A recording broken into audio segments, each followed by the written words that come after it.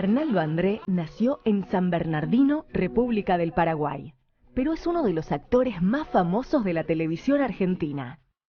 Su participación en Pobre Diabla, Piel Naranja, Amo y Señor, El Infiel o Amándote lo convirtieron en la figura emblemática del galán de telenovela. Como pocos actores, sin embargo, André logró evitar cualquier encasillamiento y emprendió una carrera que lo consolidó en el drama, la comedia y hasta en el terror. En teatro trabajó en 40 quilates con Mirta Legrand. Participó en las películas Mi amigo Luis, con Luis Sandrini, en El niño pez y en Penumbras, como así también en las tiras Soy gitano, Valientes y Los únicos, entre tantas otras. Con el largometraje Lectura según Justino, Arnaldo André debutó como director de cine y sigue acumulando éxitos con la gira nacional de la obra Intimidad indecente, que protagoniza con la actriz Marta González. Señoras y señores, con nosotros Arnaldo André. Bienvenido. ¿Cómo estás? Listo.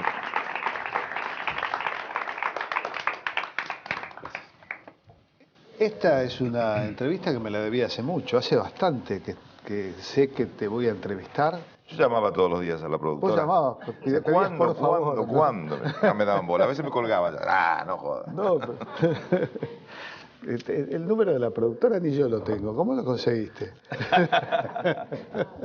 Pues yo también ni siquiera puedo llamarlo. No, es un chiste, pero bueno, sí recuerdo que nos encontramos por ahí y me comentaste, y como yo veía el programa, en un horario en que de pronto es bueno para aquellos que no salen en la noche del sábado, o aquellos como yo, que le gusta salir los sábados y vuelvo a mi casa no tan tarde para poder tener la oportunidad de hacer algo, ver un poco de televisión, y es cuando te encuentro. Cuando salís vas al teatro, generalmente, ¿qué haces? Mira, en realidad mi rutina es esta, si hay una rutina. Si no estoy trabajando en el teatro, me gusta salir los jueves o viernes al teatro o luego a cenar, pero los sábados en realidad no me gusta ir al teatro ni me gusta ir a los restaurantes. Generalmente me gusta ir a comer a casa de amigos. Coincido, hay menos gente, hay más gente en la calle. Me pasa exactamente lo mismo. Realmente tratar de no ir, sobre todo porque la profesión por ahí nuestra lo permite eso, ¿no? Exacto, sí.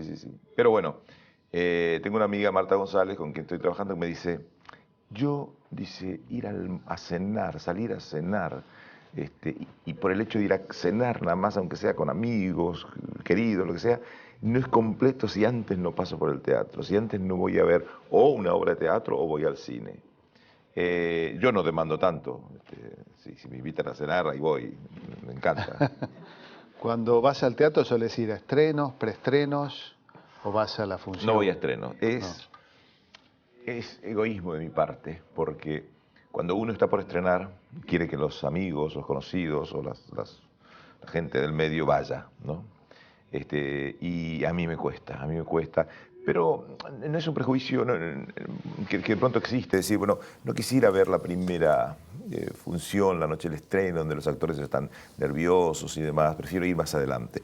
Y no es el caso, mi caso, es que, aunque ustedes, vos no lo creas, me cuesta un poco de enfrentarme con las cámaras y que tengan un micrófono y demás. Prefiero entrevistas como estas y tranquilo y charlar de lo que sea, pero no que te Claro, pregunten que cosas te aborden, ahí, que te abordaje, aborden, ¿no? digamos. Tal vez eso hace que yo de pronto... pero, vuelvo a repetirte, me encanta que cuando yo estoy estrenando o aún en plena función, vayan mis colegas, vaya la gente del medio, y si hay periodismo, mejor todavía, para bien del espectáculo que estás haciendo. Sin embargo, en la profesión hoy pareciera haber como una necesidad de muchos actores o figuras del mundo mediático que parecieran necesitar, es como un vértigo, de que cuando no hablan de ellos durante un mes, pareciera como que si no existieran. Esa sensación... Está, claro que sí, es real. Pero bien lo dijiste vos, mundo mediático, actores dijiste, ¿no? A veces cuando nos ponemos a filosofar sobre lo que existe en este medio, decimos, y te preguntan, te dicen, ¿y ustedes qué son? ¿Qué son? ¿Qué otra raza? Y de alguna manera somos otra raza. Nosotros somos actores profesionales cuyo único objetivo es crear y poder proyectar, que llegue a los espectadores, ya sea en el teatro, en la televisión, en el cine. Después están los que no tienen una profesión determinada, son los que por ahí no hicieron nada o por ahí están tratando de meterse utilizando ese vehículo que es el medio, que es la televisión, que es los programas especializados, ¿no? Y ese tipo de personas no tienen escrúpulos, llegan como sea, quieren llegar a como dé lugar. Pero sí existe esa. Pero cuando vos estás, cuando el profesional está convencido de que la mejor manera de vender tu producto es en la calidad del mismo, no recurrís a todas estas cosas de líos y peleas y demás, ¿no? Uno tiene que tratar de convencerse o estar convencido realmente de que es bueno lo que vendés y poder ofrecérselo al espectador. Y después cuando te vengan a ver, o cuando vayan a comprar su entrada para ir a ver tu película, o enciendan o pongan el canal donde estás, que no se sientan defraudados. Esa es la idea, ¿no? Y para eso trabajamos, para eso luchamos. Y aquellos que actuamos de esa manera no nos va tan mal. Que vos, bueno, sos una figura mítica prácticamente de la televisión. Son muchos años habiendo hecho memorables teleteatros que por otra parte yo recuerdo en la época de mi juventud había como una cisura muy fuerte entre lo que era la TV y el teleteatro y lo que era el arte. Y hasta que, bueno, escritores como García Márquez han reivindicado el culebrón, como lo llaman en la zona norte, por allá, en el norte de Sudamérica, y hoy tiene un prestigio distinto, ¿no? Y está reivindicado. Pero no es lo mismo hacer cine que hacer televisión, ¿no? El público se vive de otra manera. ¿Cuál es la diferencia? Primero, la fábrica. La fábrica es distinta. El mundo de la televisión, que tiene tanta reproducción, que tanta mediatez, que llega a cualquier parte, es muy rápido, muy efímero. Lo que vos haces hoy, mañana recordarán, vas a decir, sí, una cosa que hiciste, pero ya no sirve. Mañana, es hoy. Y es tan hoy que hay que resolverlo hoy. ¿Qué significa eso? Porque mucha gente no sabe y piensa que nosotros trabajamos, si hacemos una novela, que trabajamos 5 horas a la semana. Pero no es así. Tenés que prepararte un día antes, 2 días antes, lo que sea. Ya sea el autor, que tiene que escribir un libreto todos los días. El actor, o vayamos a los productores, que tienen que preparar todo de modo tal que ese día de grabación nada falle. El actor, que tiene que aprenderse su texto, estar bien físicamente en lo posible, para ir a grabar y estar 10 horas en un estudio de lunes a viernes, no te da el tiempo necesario como para poder crear. El autor lo tiene que escribir y el actor tiene que resolverlo como sea. Tenés que salir al ruedo como sea, porque hay que cumplir con ese plan del día. Porque tiene que salir mañana, pasado, ¿no? En televisión. En cambio, el teatro y el cine, que son parientes más cercanos, tiene un tiempo generoso a su disposición como para poder disfrutarlo en cuanto a la creatividad, poder discutir con tus compañeros, con tu director, cómo lo vas a encarar, mejor así, mejor allá, ¿qué te parece? Mira, te lo voy a hacer así, a ver qué te... hay un tiempo de análisis que luego repercute en el momento de hacerlo. Y además, como también, en el caso del teatro, por ejemplo, tenemos pautado 1 mes y medio, 2 meses de ensayo, ese tiempo se aprovecha muchísimo y se disfruta.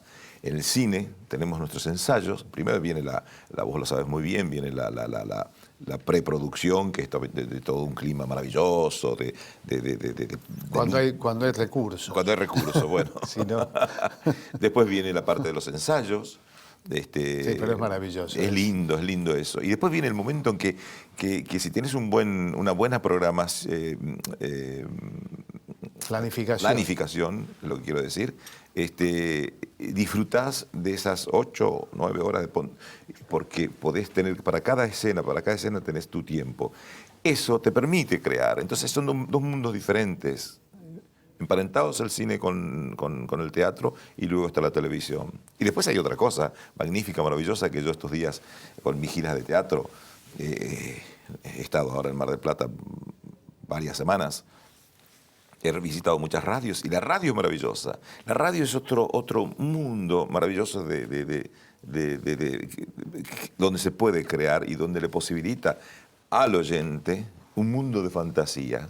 Fíjate vos que muchos programas que intentan, de radio, que intentan ponerle una cámara, se pierde ese misterio que existe dentro de un estudio de radio. Es mejor escucharlo en tu casa, en el auto, donde sea. Vos sabés que hablábamos, yo últimamente estoy bastante en auto por la distancia que debo recorrer hacia la nueva sede de Barracas desde mi casa. Y me he puesto a pensar, lo hablaba con un amigo, los programas de radio, que viste que dejemos de lado los programas políticos, dejemos de lado los programas especializados. Hay programas que son un grupo de amigos sentados Exacto. en una mesa. Sí, sí. Distendidos ellos. Y tiran un tema. Sí. Y se ponen a hablar y están 4 horas hablando Y no critico eso, digo. Al contrario, por momentos uno pareciera ser que uno está también en la mesa y eso tiene y quieres opinar también. Sí, sí, y por eso hay tantas llamadas. Esos que llaman, los oyentes. Toda vida, esta es una metáfora remanida, pero toda vida es un viaje, ¿no? Y uno sabe, bueno, naciste en el Paraguay, lo sabemos, y da la sensación de que tu viaje fue muy largo, sobre todo el viaje más largo, que es el primero, ¿no? ¿Cómo fue? ¿Cómo iniciaste el camino? El primero, en realidad, fue agarrado de la mano de mi madre a los 5 años, a Buenos Aires. Me acuerdo que viajamos en tren, y en esa época un viaje era como, fíjate vos que hasta en el avión, antes cuando viajábamos en avión, nuestro traje, viajábamos elegante porque subíamos yo eso se perdió, ahora el avión viaja como sea, y obviamente también en el ómnibus o en el tren viaja como sea, pero en ese momento había que vestirse.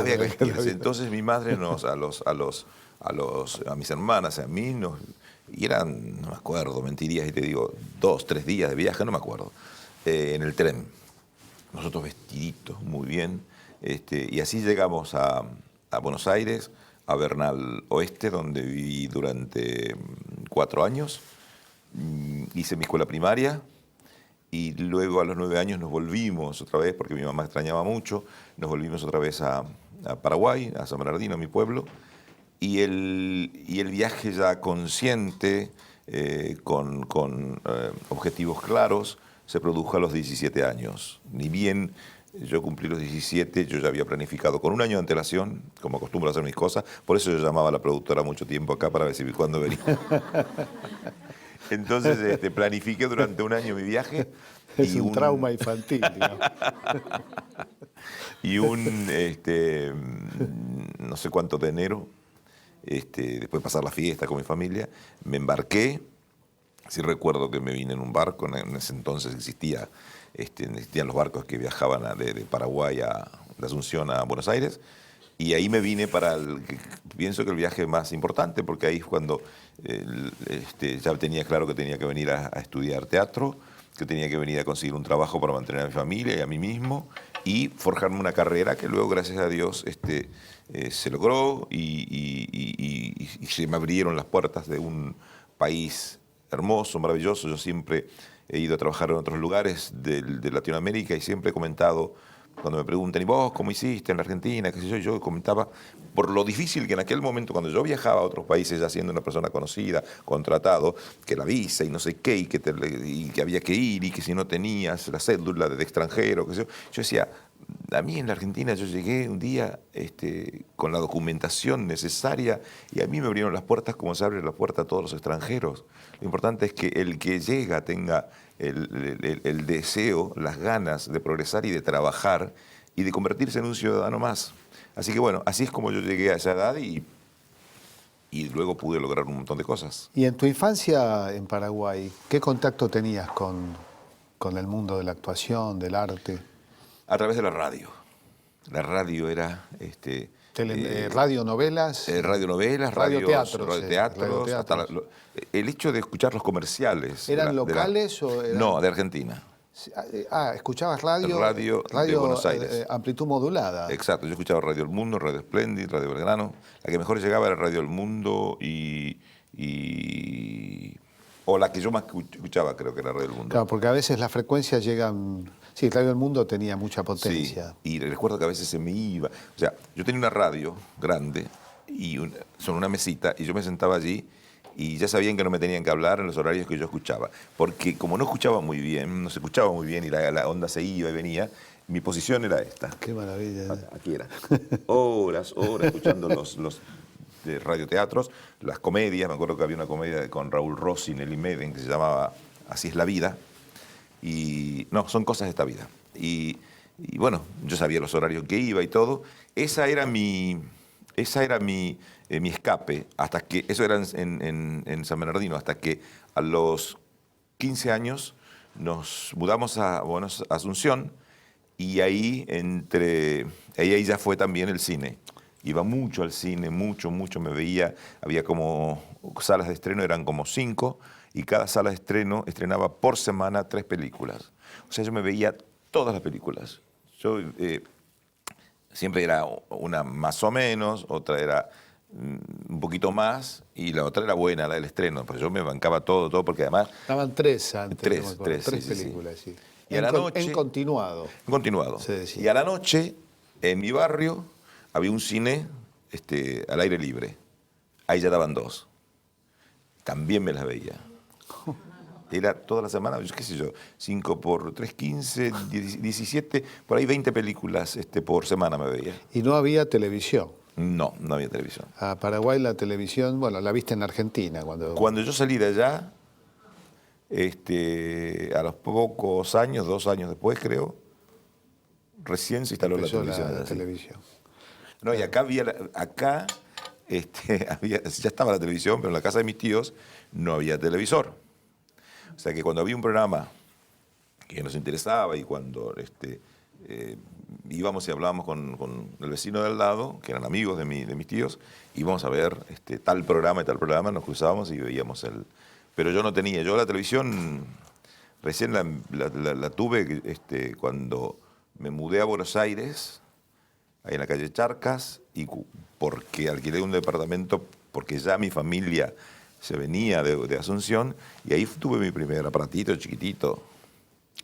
¿Imaginabas en ese momento que podías llegar a ser actor? ¿Soñabas con eso? Yo planifico mi vida con mucha antelación. Yo soñaba con... No te podría decir que yo soñaba con que iba a estar aquí, allá, pero en algún lugar iba a estar. Yo me entregué mucho a esta profesión. Yo era consciente de que yo vine acá a este mundo para trabajar como actor y luego como director con el tiempo. Yo soñaba con todo, no sabía dónde. Por supuesto, mi mapa geográfico, al principio, cuando uno es muy joven, se atreve a todo, a soñar mucho más todavía. Mi mapa geográfico se extendía. Yo pensaba en Hollywood. Después, cuando la influencia del cine italiano en la Argentina, que amábamos ese cine italiano que venía, que llenaba las salas, con los Tognazzi, con los Gassman, Sordi, de Sica. Entonces ya mi brújula fue para otro lado. Dije, yo tengo que ir Cinecittà. Y yo siendo ya una persona conocida, yo estaba haciendo mi primera novela como protagonista en la noche, que se llamó Pobre Diabla, con Soledad Silveira. Pasé un día por las oficinas de TAP, Transportes Aéreos Portugueses, que no sé si están ahora acá, creo que no están. Porque alguien me dijo que para viajar a Europa esa es la línea aérea que más, que te daba, que los pasajes no eran caros y que te daba además cuotas, para pagar en cuotas. Yo fui, y ahí fue cuando a veces uno planifica pero no se cumple, por las cosas del destino, Yo fui y me compré mi pasaje, porque cuando terminaba Pobre Diabla yo me iba a ir a Italia, a empezar una carrera, no sé cómo, de la misma manera que comí en Argentina, sin conocer a nadie. Y cuando llegó, yo me iba a ir, ponte, la novela Pobre Diabla terminaba de grabarse mediados de diciembre y yo me iba a ir en enero. Y entonces, llegando septiembre, eran otras épocas, me llaman un día de la oficina del gerente y me ponen un contrato para renovarme el contrato. Y era en esa época mucho dinero. Y entonces dije, bueno, Chinechita puede esperar. Y no, y bueno, perdí ese pasaje y nunca más. Bien, vamos a un corte, seguimos conversando con Arnaldo André.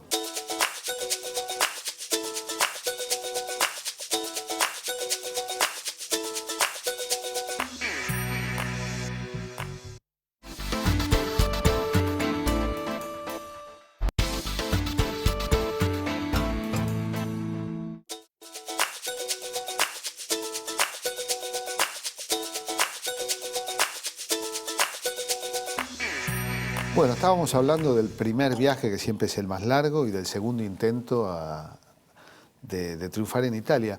Estabas haciendo Pobre Diabla y te ofrecieron hacer el otro gran éxito tuyo o continuar con Pobre Diabla. Después Pobre Diabla vino... ¿Piel naranja? No, vino una novela que se llamó Mi hombre sin noche, que fue muy buena, pero por problemas... A Miguel le exigieron que se quedara con un solo programa, él estaba haciendo otro, y entonces el otro tenía un auspiciante, que es una empresa de vinos, y se decidió por el otro, entonces nuestra novela duró creo que 3 meses. Después vino Piel Naranja. Igual, vos tenías una enorme convicción y sentías que era lo tuyo y tu carrera, pero siempre entre el deseo y la concreción hay siempre un hecho, suele haber un hecho casual. Se modifica. O sea, está el deseo. Pareciera ser el deseo es fecundado por una casualidad. ¿Eso te pasó a vos? Yo deseaba tanto hacer cine. Yo vine acá para hacer cine. Mi deseo de hacer cine existió y vivió conmigo toda la vida. Yo llegaba a ir al cine, ya siendo yo una persona conocida. Yo llegaba a ir al cine, me acuerdo que siempre elegía la sala del cine Atlas, creo que se llama, en la calle, ya no está más, en la calle Santa Fe. Enorme sala. Sí. Y yo me acuerdo que yo iba y cuando yo veía los títulos, no los títulos de las compañías productoras, distribuidoras como ser la Metro, la Columbia, y yo tenía ganas de llorar. Porque yo decía, Dios mío, qué mundo maravilloso y yo no lo tengo, no pertenezco a ese mundo. Y bueno, pero seguí. ¿Y eso te pasaba cuando ya eras famoso en la televisión? Sí. Lo único que debo reconocer que era tanta mi ambición, mi respeto hacia el cine, que siendo conocido yo recibía propuestas para hacer para hacer cine. Pero lo que me proponían no era el tipo de trabajo que yo quería hacer. O era una prolongación de lo que yo hacía en televisión, cosas que no me interesaba entonces, o cosas intrascendentes, comedias como que ni a mí me causaba gracia cuando leía el guión. Entonces decía, no puedo. Y llegó un momento que ya ni siquiera me llamaban más. Porque existía en aquel tiempo una división entre lo que se llamaba comercial, popular, diría yo, entre lo popular el actor popular y lo artístico más culturoso. Claro, el actor popular y el actor prestigioso. Las grandes figuras de la televisión, salvo... En general, cuando hacían cine, hacían un cine equivalente a lo que hacían en televisión. Exacto, eso es lo que yo quería evitar. Como en Comedia Porcel y Olmedo, por ejemplo. O La Carpa del Amor y estas cosas así, ¿no? Claro. Eso es lo que yo quería evitar. Pero bueno, ambicionaba tanto que me dijeron, evidentemente dijeron, ni siquiera me llamaron más. Y hasta que con el tiempo, por ahí estoy avanzando un poco rápido con el tiempo. Podemos rebobinar, ¿eh? No podemos rebobinar. Pero en una pausa que yo tuve en mi trabajo, me acuerdo que me llamaron me propusieron hacer una novela en Puerto Rico. Y yo, era la época, estoy hablando de hace 7 años más o menos, ya no tenía muchas ganas de seguir haciendo novelas y menos de viajar, de salir de la Argentina. Y me fui a Paraguay, me acuerdo, yo, fue el primer año que inauguré mi casa allí, y digo, me fui a vivir en esa casa que yo había comprado, y me llama mi representante y me dice, mirá, eligieron a otro actor. Y yo no me puse triste, ¿verdad? Dije, bueno, está bien, está bien. Me dice, pero te quiero comentar algo. Me dice, me trajeron un libro cinematográfico, no hay dinero. Bueno, vos sabés, nunca hay dinero en el cine. Digo, no importa, ¿y de qué se trata? Me dice, es una historia muy linda, La extranjera, de un director que se llama Fernando Díaz. Es un coprotagónico. Bueno, me lo mandaron. Y lo leí ahí debajo de mi planta de mango. Y dije, esto lo tengo que hacer yo. Y eso me sirvió, lo hice. Con María Laura Calí. María Laura Calí, sí. Amiga de muchos años. Con un trabajo muy bueno de María Laura. Lo hice y después de eso me vuelven a llamar para hacer otra cosa, que fue una película que todavía no se estrenó, que yo protagonizo, que se llama La confesión, con Mirta Busnelli. Después me llaman para hacer, después un día... Una de terror hiciste también, ¿no? Esa fue la anterior a la última, la creo. última. Después, sí. Esa no la vi. Penumbra se llama. Penumbra. Es un pequeño papel, pero es el que cierra la historia. Se viene hablando de ese personaje, hasta que aparece el tipo. Pero después me llama Lucía Puenzo para hacer El Niño Pez. Ella fue al teatro. Yo estaba haciendo Los Monstruos Sagrados con Claudia Lapacó. Y ella fue a verme, no a mí, fue a ver a otra actriz para su película. Y entonces de pronto me vio y dijo, modificó la edad del personaje y me llamó, nos tomamos un café y para mí fue un honor que Lucía Puenzo me convocara para esa película. Fue un placer trabajar con ella, la película funcionó muy bien.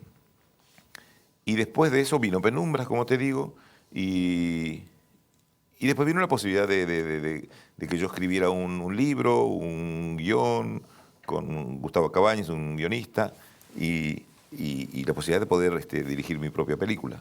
Ese libro tiene reminiscencias propias, ¿no? Sí, es mi historia cuando yo tenía 11 años, en San Bernardino, cuando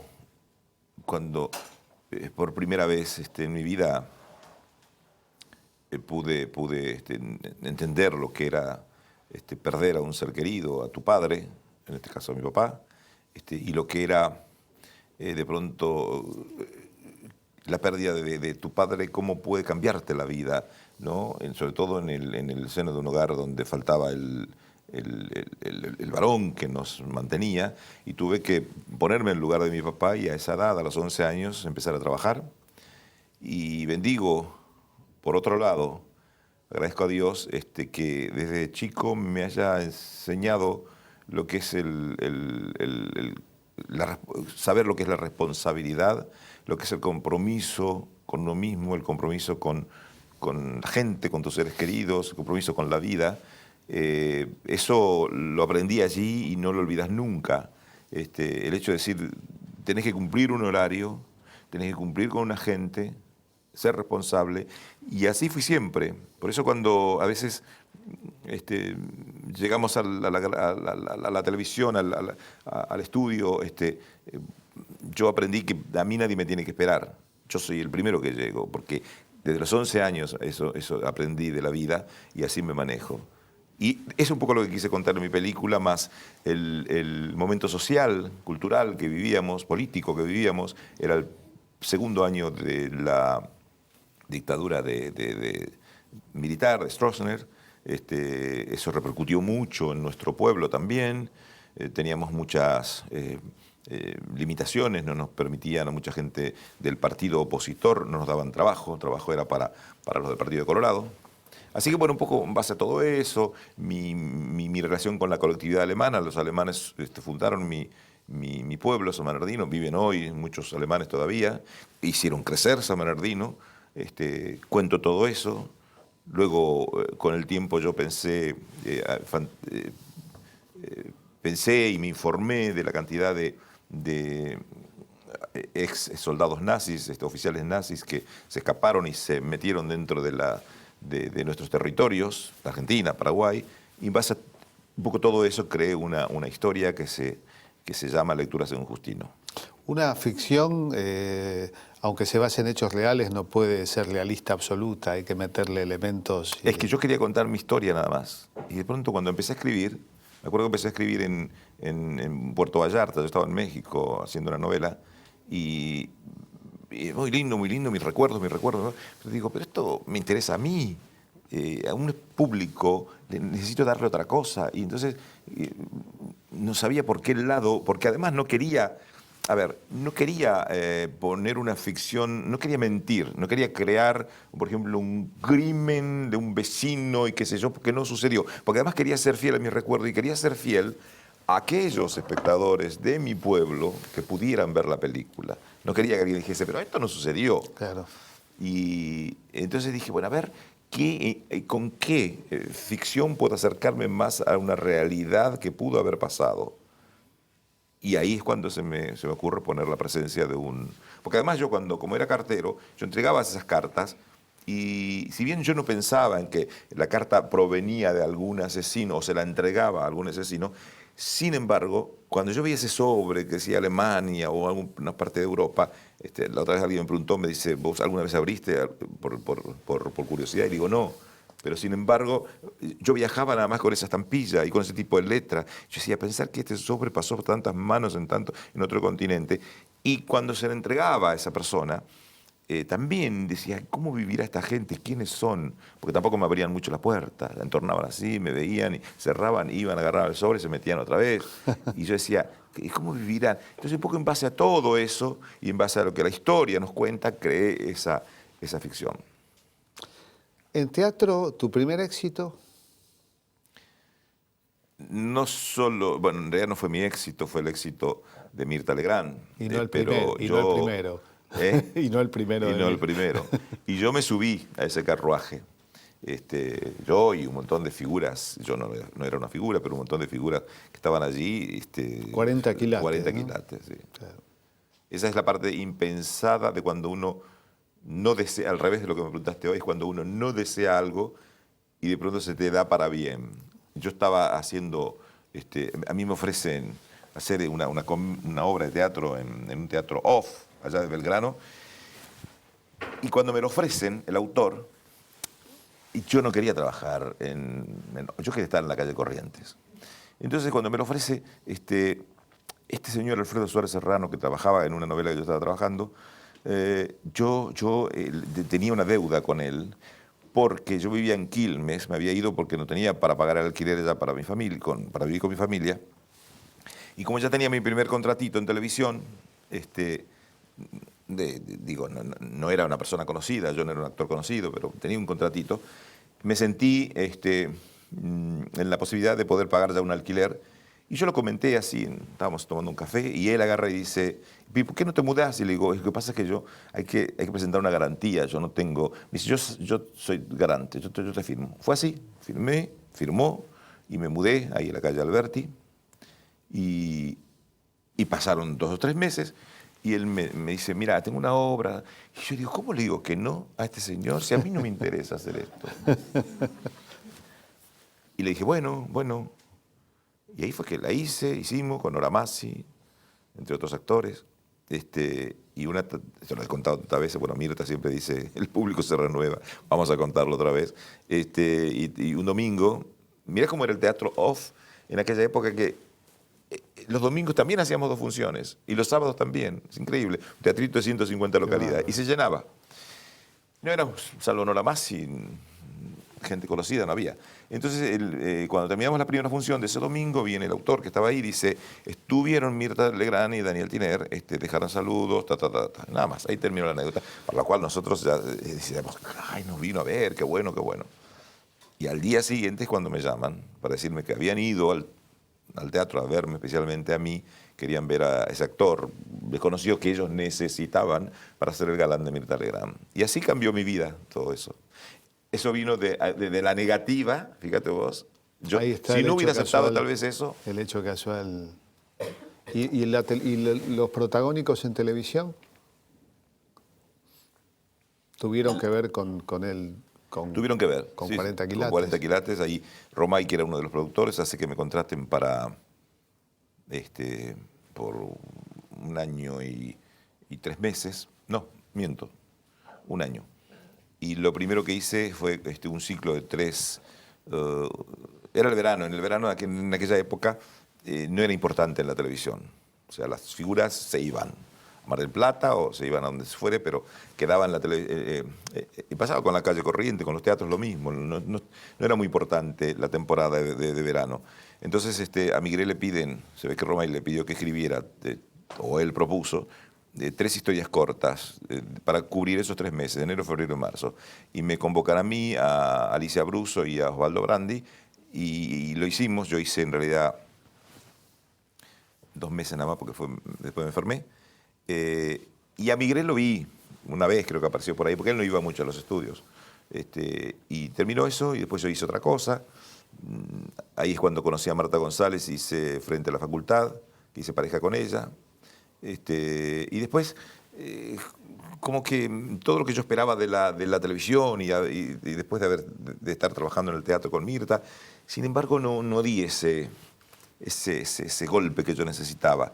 Estuve casi inactivo hasta que de pronto surge la posibilidad de un encuentro que tuve con Migré, y entonces él me propone hacer un personaje en los últimos 3 meses de Rolando Rivas, que era un éxito increíble. Eso me valió que luego ya el canal me contratara para hacer la primera novela como protagonista junto a Soledad Silveira, que fue Pobre Diabla. Rolando Rivas, Pobre Diabla, Piel Naranja. Estamos hablando, la pregunta que me hago es si la televisión popular de hoy va a ser recordada 30, 40 años después como estas piezas, ¿no? Yo quiero respetuosamente decir que era otra época aquella también, en que de pronto, como decía Migré, se le daba mucho valor a la palabra y el cuentito, la historia que se contaba era muy apasionada. Esa historia era la escribían tan bien, no solo Migré, mucha gente de esa época, que nada sucedía precipitadamente. Un beso, por ejemplo, no ocurría en el 4º o 5º capítulo. A los 3 meses la gente estaba esperando ese beso. Por ahí se tocaban la mano y punto, porque había otros personajes que lo imposibilitaban, lo impedían. Había mucha intriga que se iba preparando de a poco para llegar a ese final. Y la palabra era importante, ¿no? Lo que se decía, la gente escuchaba. Hoy es tan rápido todo que las historias es todo tan efímero, como que tiene que suceder, tiene que haber acciones y acciones. Y a veces eso que sucede en la televisión de hoy logra que de pronto el espectador esté pendiente y haya un muy buen rating. Pero con el tiempo la gente se olvida de eso, no les quedó esa gran pasión. Por eso es posible que con el tiempo la gente no recuerde tanto algunas de las novelas que se están haciendo en estas décadas. Se parece un poco a la radio que decíamos antes, la televisión actual. O sea que de pronto uno siente que los actores actúan de sí mismos en general, no hay una composición. Pero ese es el producto, porque yo también, debo decir, la otra vez vi un programa que me hicieron, donde me entrevistaron, y de pronto pasaban escenas mientras hablábamos, y yo digo, pero acá estoy igual que en la otra. Porque era así. Claro. No hay tiempo, no había tiempo, y nosotros nos poníamos la ropa y salíamos. Entonces no había tiempo de decir, bueno, a ver, y yo el autor mismo que te escribía más o menos igual. Para el instrumento. Claro, para el instrumento. Y nosotros rasgueamos. Entonces, éramos como todo parecido. Eso es lo que sucede con la televisión. Y hasta el día de hoy, aún hoy, hay grandes actores y actrices, jóvenes, talentosos, que lamentablemente, como sucedía en aquella época también, no tienen el tiempo necesario como para poder crear. Yo me imagino cómo se perdieron a Olmedo para hacer otra cosa con Olmedo en cine de pronto, ¿no? Lo que pudieran haber hecho, cosa que, por ejemplo, bueno, con Francella se ha podido comprobar. Bueno, vamos a un corte y seguimos conversando con Arnaldo André.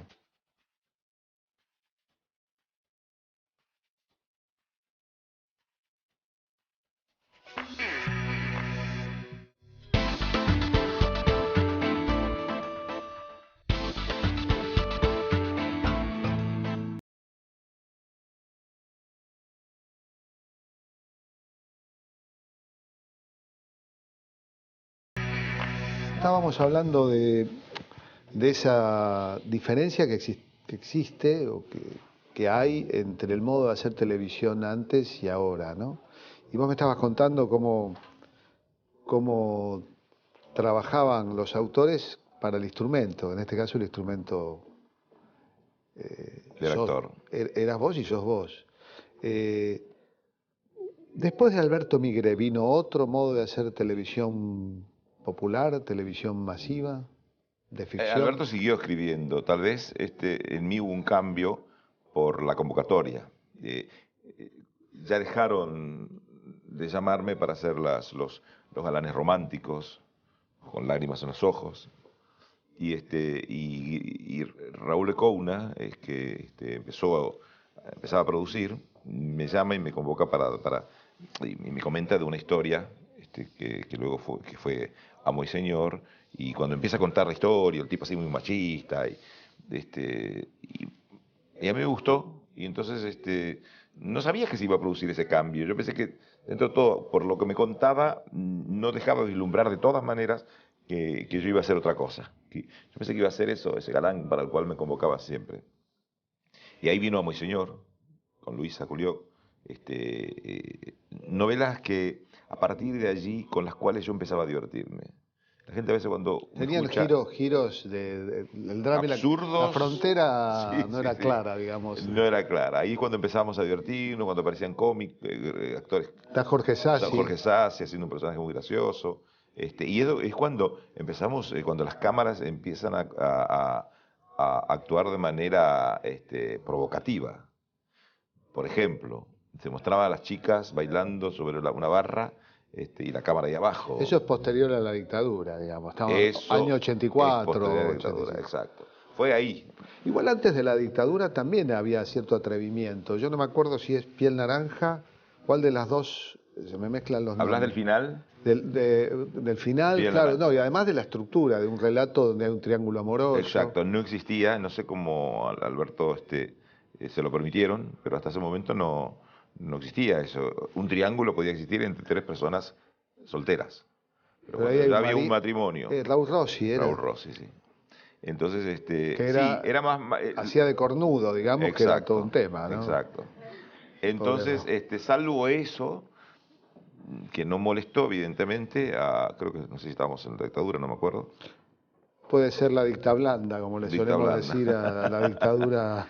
Exacto. De Lanuse. Entonces, después ya, en el 84, con Amo y Señor, vino esta cosa así de los golpes y demás, y yo me lancé con todo, mis besos eran, ya no eran el beso tierno. Golpeabas mucho vos, era muy incorrecto eso. Bueno, es muy incorrecto hoy. Hoy es incorrecto, pero en ese momento, en realidad no había mucha gente. Porque eras el galán latinoamericano, expresabas un arquetipo distinto a lo que... El macho. Porque digamos, de pronto si yo pienso en el macho argentino es Lupi, pero vos expresabas como un galán más arquetípicamente latinoamericano, más amplia. Es que además hoy estaría de moda porque es la patria grande, así sí, que estaría... Es que se producía pensando en la venta exterior por Latinoamérica y por Europa. De hecho, esa novela se dio en muchos países europeos. Así que eso me dio un cambio a mí, ¿no? Y a partir de ahí vinieron otros personajes del mismo tenor que yo trataba infructuosamente de cambiarlos. Por ejemplo, después vino el Infiel, que ahí tenía más humor, eso me dio la posibilidad de empezar un poco a entrar en la comedia.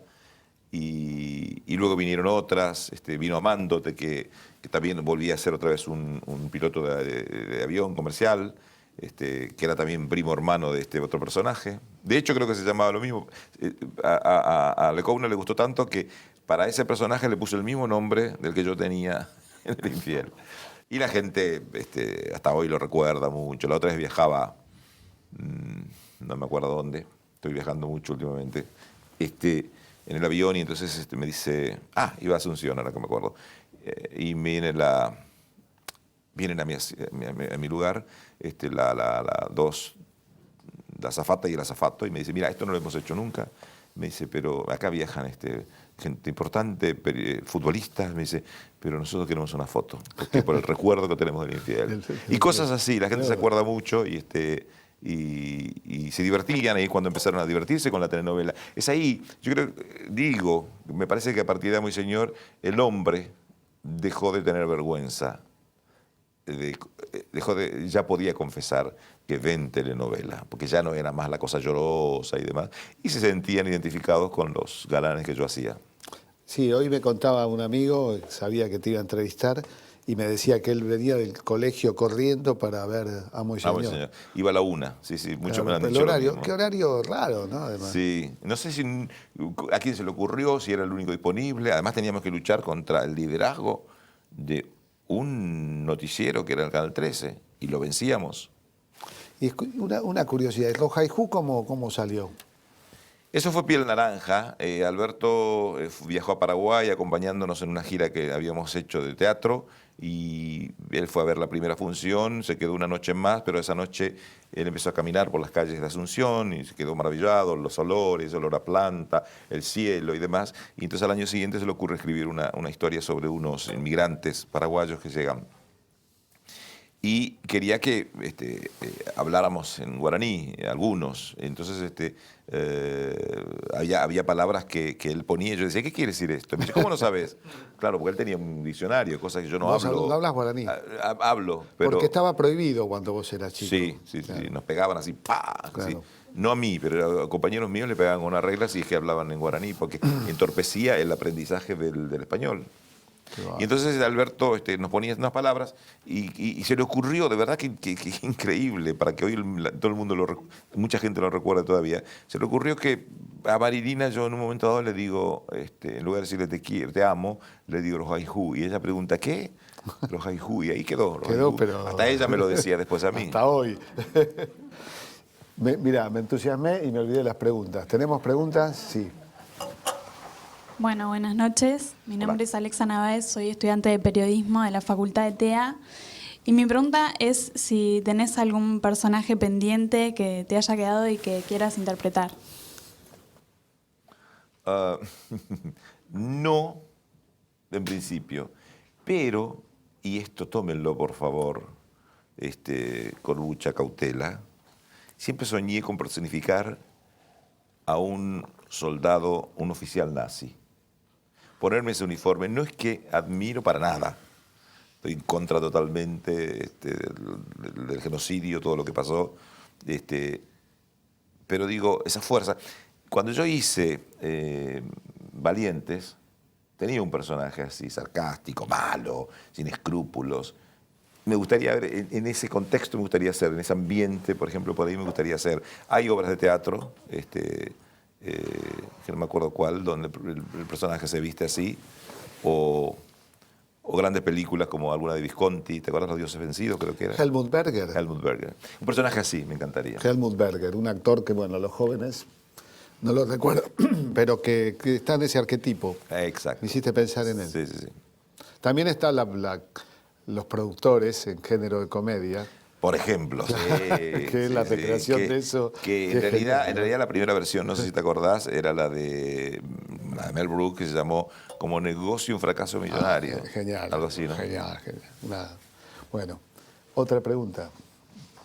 Hola, soy Tamara de Mundo Tamara. Villa. ¿Cuál dirías que es tu herramienta más expresiva como actor? Yo por ahí no lo comparten, pero creo que la naturalidad. Gracias. Hay una consigna de un maestro de los Estados Unidos, ahora no me acuerdo el nombre, que su consigna es no actúe, por favor. Exacto. Sí. Bueno, contradiciendo un poco la escuela stanislavskiana, que plantea la construcción del personaje. Es como decir, bueno, no, se trata de mayor espontaneidad. pero fíjate vos que en el sistema Eric Morris es el maestro. No. En el sistema stanislavskiano, yo aprendí gracias a ese sistema algo que me permitió la naturalidad precisamente, ¿no? Yo estudié en el Lee Strasberg Institute en New York, y una de las que yo digo, ¿por qué tantas horas? 2 horas de entre expresión corporal, memoria sensorial, relajación. Yo decía, tirados ahí en el piso. ¿Sabes cuánto me sirvió? Cuando de pronto, luego en la segunda parte, la maestra que se llamaba Aaron Aiken, me acuerdo, poder jugar, hacer acciones físicas con elementos imaginarios, como si yo tomara este vaso y sentir que realmente estoy bebiendo el agua. Bueno, todo eso a mí me sirvió para trabajar en naturalidad, para relajarme y poder sentir que estoy haciendo un personaje que realmente está dentro de mí. Claro, la relajación es la base de la composición actoral. Exacto. Para que entre todo. el personaje tiene que desaparecer la tensión y la tensión es uno es tensión. Uno está tenso, Claro. sí, permanentemente además. Bien, una última pregunta, creo que tenemos tiempo. Sí, por acá. Hola, ¿qué tal? Hola. Quería saber, respecto de la estructura de las novelas, si vos actualmente cambiarías algo, porque la televisión no ha podido romper ciertas estructuras. Y por otro lado, Ikatuña Emi Shimila Guaranímeco Anga. Ñañe, Gracias. Habla guaraní. me acaba de decir, ¿podemos hablar algo en guaraní? Le digo, sí, que podemos hablar. Hermosa lengua, ¿eh? Es hermosa el guaraní. Sí, cuando escuchas yo lo una único que sé, guaranía, Cuñataí porá, Curepa, Curepí, Bueno, ahí Camá. Curepa somos los porteños, ¿no? Sí. Por culpa de Mitre. ¿no? Sí. Bueno, yo no estoy, estoy un poco alejado de la televisión y se tomaría mal si yo digo, habría que hacer esto. Pero yo, de pronto, los ejemplos, los buenos ejemplos son valederos. Yo me fijaría, de pronto, en lo que siguen logrando y están logrando y lo que nos está pasando acá en la Argentina con las producciones brasileras. Ese es el tipo de telenovelas que el público, fíjate vos lo que está pasando hoy día, que el público sigue, que el público le interesa, que exista la pasión, que exista el humor, cuánto humor hay en las telenovelas brasileñas, de qué manera arman los guiones, son novelas corales, donde hay muchas historias al mismo tiempo, si bien la base, la columna es una de ellas, una de las historias fuertes. Tal vez eso, yo imitaría un poquitito ese tipo de estructura que hacen los brasileños. Recién contabas qué te gustaría interpretar. ¿Qué te gustaría dirigir? ¿Qué historia te gustaría contar, si ya tenés alguna? Tengo mi historia que me gustaría dirigir, que si bien no forma parte de mi vida, sin embargo tienen disparadores de cosas que he vivido, que he observado, que tiene que ver, que gustaría mucho, estoy trabajando sobre eso, que tiene que ver sobre cómo se maneja el dolor del que pierde un ser querido y cómo lograr la resignación para no permitir o para permitir que ese espíritu realmente viaje y quede en paz para que uno mismo, el que queda acá, tenga paz. Parece complicado, pero es un base a eso que estoy escribiendo ¿La estás escribiendo? Sí. ¿Estás haciendo teatro en este momento? Estoy haciendo teatro, una excelente comedia que se llama Intimidad Indecente con Marta González, que nos ha dado ya en la temporada de verano que hicimos acá en el Regina, en Buenos Aires, nos ha dado tantas satisfacciones. Hemos empezado en el mes de marzo una gira por toda la República. Tenemos mucho por recorrer. Hemos empezado en Mar del Plata, donde hemos estado varias semanas, donde un público entusiasta llenó las salas del Teatro Güemes y donde pensamos, a partir de ahí, estamos recorriendo distintas ciudades importantes del país. Así que la idea es, como tenemos un material tan rico, tan importante, y vemos la respuesta del público, cómo se ríe, cómo se emociona, la idea es llegar hasta el último puntito del territorio argentino. ¿Cuál es el núcleo? Yo no he visto la obra. ¿De qué se trata? ¿De qué se trata? Es la historia, en 1 hora 15, una autora brasileña que se llama Leia Assunção, refleja la vida de una pareja que entra en crisis a los 40, el público se entera a los 40 segundos que se van a separar, que ya no hay futuro, y efectivamente se separan y no se juntan nunca más como pareja. Pero sin embargo, al haber vínculos como hijos, nietos, se vuelven a ver de vez en cuando, y así suceden décadas, hasta que el espectador los ve a los 90 años, viejitos, arriba del escenario, los ve primero a los 80, después a los 90, y la gente se ríe, se divierte mucho, pero en todo momento, esto porque nos lo dicen los espectadores, en todo momento se sienten identificados con lo que pasa allí, y al final hay emoción y hay lágrimas en los ojos de los espectadores, después de haberse reído 1 hora y 10 minutos. Bueno, lo que resta es lo que mereces tantas veces con funciones de teatro, con el cine o la televisión. Un aplauso y darte las gracias.